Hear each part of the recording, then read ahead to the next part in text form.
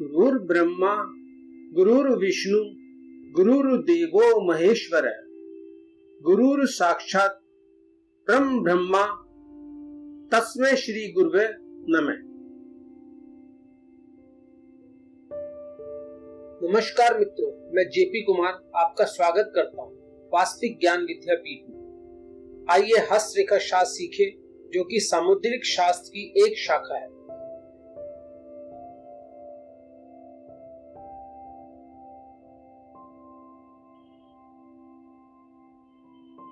दोस्तों, आज हस्तरेखा शास्त्र के इस वीडियो में उंगलियों फिंगर्स के पर्व को जानेंगे कि इन पर्व का क्या महत्व है और इन 3 पर्वों में जातक की कौन सी शक्तियां छुपी होती हैं।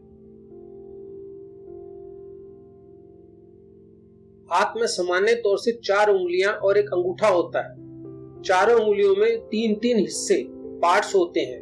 इन भागों को पर्व कहते हैं। प्रथम पर्व, द्वितीय पर्व और तृतीय पर्व। वेस्टर्न्स ने उल्टा किया, नीचे से ऊपर 3, 2, 1, लेकिन फल एक समान है। भारतीय हस्तरेखा शास्त्री और वेस्टर्न पामिस्ट दोनों ही इन तीनों पर्व का एक ही फल कहते हैं।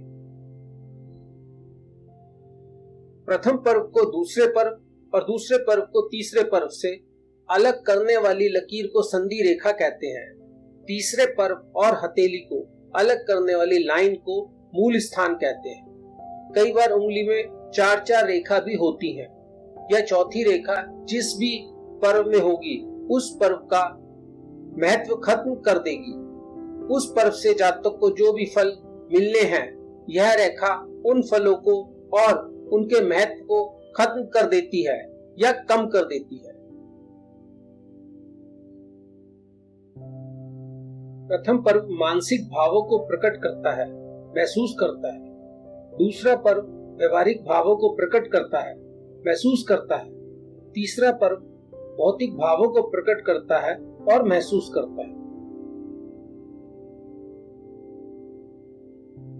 प्रथम पर्व मानसिक भावों को प्रकट करता है। मन में उठने वाले विचार, जैसे मन में कुछ खाने की इच्छा या कुछ पढ़ने की इच्छा का होना, और अगर उस पर्व में यह अतिरिक्त रेखा होगी तो उसके मन में होने वाली यह विचार नहीं उठेंगे। ऐसी इच्छा होनी बंद या बहुत कम हो जाएगी। दूसरा पर्व व्यवहारिक भावों को प्रकट करता है। जब मन में इच्छा उठती है, तब दूसरा पर्व उस इच्छा को व्यवहार में लाता है। तब जातक उस इच्छा के लिए काम करता है। जैसे पढ़ने की इच्छा होती है तो पढ़ाई के लिए किताब लाना, कुछ खाने की इच्छा होगी तो खाना लाना या बनाना। अगर उस पर्व में यह अतिरिक्त रेखा होगी तो जातक किताब ही नहीं ला पाएगा। कुछ न कुछ कारण बन जाएंगे, या तो आर्थिक कारण से, या समय नहीं होगा, या कुछ और कारण, कुछ न कुछ अड़चन आएगी किताब लाने में। तीसरा पर्व भौतिक भावों को प्रकट करता है।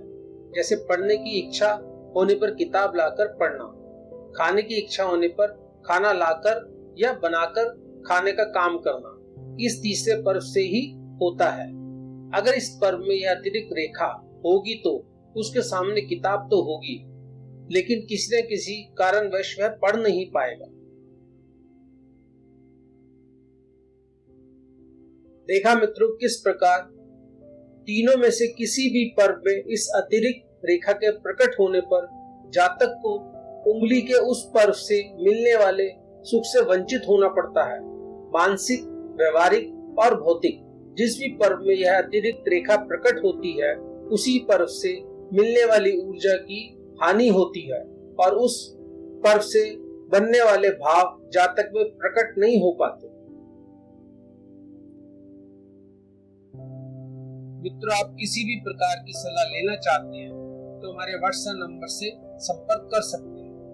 हम पूरा प्रयास करेंगे कि आप समस्या मुक्त हो जाएं। धन्यवाद। मिलते हैं नेक्स्ट वीडियो में।